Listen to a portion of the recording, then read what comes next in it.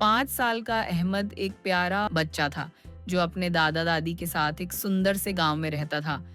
उसके माता पिता शहर में काम करते थे, इसीलिए अहमद का अधिकतर समय अपने बुजुर्गों के साथ ही बीतता था। गांव की खुली हवा, खेतों की हरियाली, पक्षियों की चहचहाहट और मिट्टी की सोंधी खुशबू, यह सब कुछ अहमद को बहुत भाता था। उसकी जिंदगी में शहरी शोरगुल नहीं था, लेकिन शांति और अपनापन भरपूर था। हर सुबह बहुत खूबसूरत होती।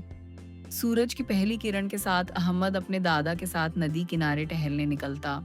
दादा, सफेद बालों वाले, बड़ी काली आंखों वाले, मुस्कुराता चेहरा, सिर पर सफेद अंगोछा और धोती कुर्ता पहने हुए, उसे रास्ते भर पेड़ों की पहचान सिखाते, पक्षियों की आवाजें सुनाते और खेतों की बातें बताते।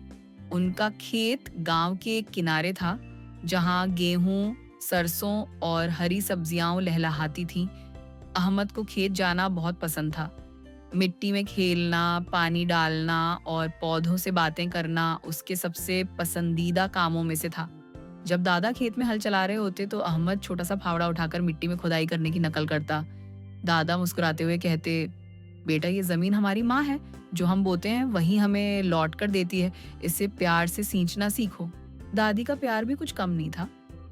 वो हर दिन मिट्टी के चूल्हे पर गर्मा-गर्म मक्के की रोटियां, मक्खन और गुड़ के साथ बनाती। उनके हाथों की बनी हर चीज। शाम को जब सूरज ढलने लगता तो दादी अहमद को अपनी गोद में बिठाकर कहानियां सुनाती, कभी परियों की, कभी शेरों की, तो कभी चंद्रमा की। अहमद उनकी गोद में सिर रखकर चुपचाप उन कहानियों में खो जाता। एक दिन अहमद ने मुस्कुराते हुए दादा से कहा, दादा जान, मैं बड़ा होकर आप जैसा किसान बनूंगा। दादा ने प्यार से उसे अपने सीने से लगा लिया और बोले, किसान होना गर्व की बात है बेटे। अगर किसान ना हो तो दुनिया भूखी रह जाए। गांव की सादगी ने अहमद को प्रकृति से प्रेम, मेहनत का महत्व और बुजुर्गों का सम्मान सिखाया। उसने जाना कि असली खुशियां ना तो मोबाइल में छिपी हैं, ना ही खिलौनों में, बल्कि मिट्टी की महक, दादा की बातें, दादी की रोटियां और खेतों की हरियाली में बसती हैं।